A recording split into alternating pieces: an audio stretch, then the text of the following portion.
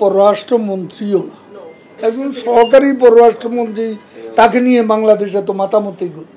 তার প্রয়োজনে সে আসছে, তাদের এজেন্ডা আছে, সম্পর্ক যখন তাকে সম্পর্কের বিভিন্ন বিষয় নিয়ে আলাপ আলোচনা থাকে, তো সেটা তারা করতে আসছে।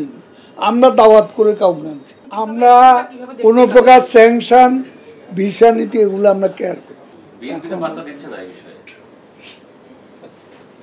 তারা কি করছে না করছে জানি না, তারা উপরে উপরে পাত্তা দেয় না, তলে তলে আবার কি করে সেটা তো বলা মুশকিল। বর্জন করবেন। কিছুদিন আগে একটা টেস্ট কেস আমরা তো দেখলাম, তো এটা কি সম্ভব? এই যে ভারতীয় মশলা ছাড়া কি আমাদের দেশে চলে? এটা একটা উদ্ভট চিন্তা এবং এটা একটা ব্যর্থ চেষ্টা। বিএনপি এখন আসলে সব হারিয়ে খড়কুটো ধরে বাঁচতে চায়, তাদের আসলে কোনো ইস্যু নেই। ভারতীয় পণ্যকে ইস্যু হিসেবে বেছে নিয়েছে, এটা নন ইস্যু আমাদের দেশে বাস্তব।